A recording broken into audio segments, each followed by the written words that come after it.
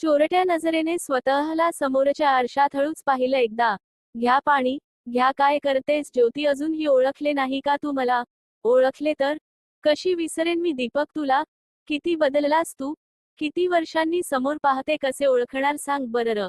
बदल पण झालाय बराच. म्हणजे कोणता बदल? सुटलोय जरा.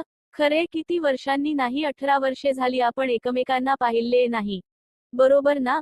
की चुकतोय हिशोब? हो हो खरं आहे. काय म्हणतोस? कसा आहेस? आज अचानक कसं येणं झाले? काही नाही सहजच.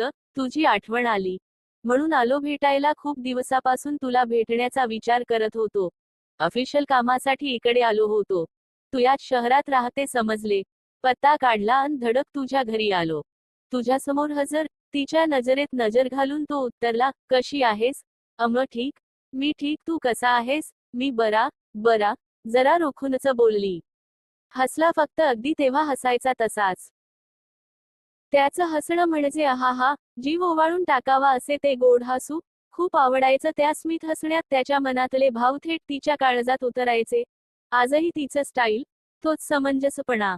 बराच वेळ इकडचं तिकडच्या बोलण्यात गेला. आतुरता तर दोघांनाही होती सारं काही जाणून घेण्याची, पण एक अवघडले पण आलं होत. शेवटी तिनेच विषयाला वळण दिले.